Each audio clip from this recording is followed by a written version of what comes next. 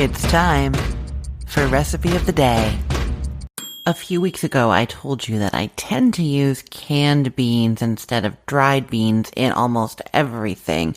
And when I was talking about that, I meant having those handy cans of beans in the pantry, just pull out, drain, and add to whatever I'm making. But when it comes to bean soup, then I love the dried bean mixes. It's basically a bag of a variety of different dried beans, and I find that when I put them in soup, each mouthful ends up being like a little bit different because of the different textures of the beans, and it really, really makes a huge difference. It would be harder to do that with canned beans. They all kind of have the same texture, you know what I mean? So I am today telling you about this amazing, delicious 13 bean soup recipe that I know you are going to fall in love with. So I'll start by saying that there are different kinds of bean mixes that you can use. The one that I originally used in creating this recipe is the Bob's Red Mill 13 bean mix. That one is lovely. And then my grocery store sells a 15 bean soup mix. I've tested this recipe with both and they both work. You want about 6 cups of dried beans, but unfortunately the different packs of dried bean mixes come in different sizes depending on which brand you get. So anywhere between 1 pound 4 ounces and 1 pound 14 ounces is going to work in this soup. All you have to do is if you have on the higher end of that, closer to the 1 pound 14, you're going to add some extra broth or stock when that gets added in the recipe. So we are starting with those beans and we need to soak them. So the actual recipe that I'm linking to and what I recommend you do involves a quick soak. So that's what I'm going to tell you about. But if you do a different kind of soaking method, the like cool water over top of the beans for 12 to 24 hours, you can do that. That's fine. But here, I'm going to tell you about the quick soak. So you're going to measure your beans into a large pot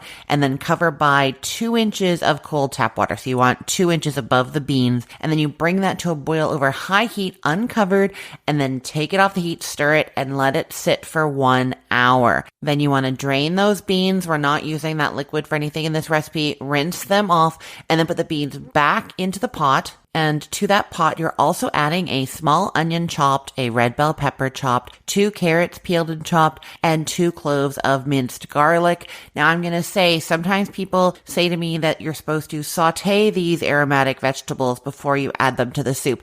And you absolutely can, but it brings a different flavor. I find that when you add the raw vegetables, they kind of have a little bit of a more brightness instead of like a mellow, soft flavor.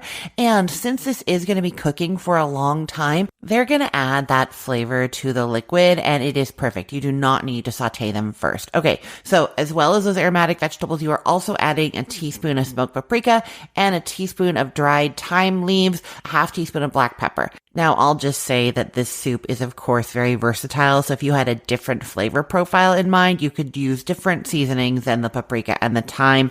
That would be totally okay. Okay, and then you're also adding in that chicken or vegetable stock. So it's 6 cups of the stock. And like I said, if you have the larger mixture of beans, then you would want to add an extra cup of the stock or broth here. Now, if you're paying attention, you will notice that I did not add salt at this point, and that is just because salt is one of those things that can stop beans from cooking fully, quickly, and properly. The other thing that can stop that is acidity, and so we're also going to be not adding the tomatoes that go in this recipe until later. So we're stopping at the broth, bringing it to a boil over high heat, then reduce it down to low, partially cover, and simmer until the beans are just beginning to tenderize, about 30 to 45 minutes.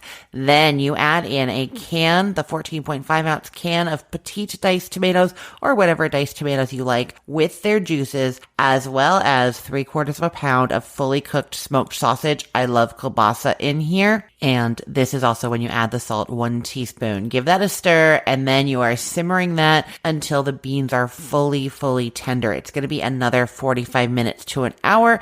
Taste and add more salt and pepper if you'd like, but I'm telling you, that kielbasa flavor is going to just have like permeated all of everything, and it gives such a nice, meaty, smoky saltiness to it all. And then those beans, like I said, the 13 or 15 different varieties, just make it like a different texture flavor for each bite, but still all very cohesive because they were cooked together. You know what I mean?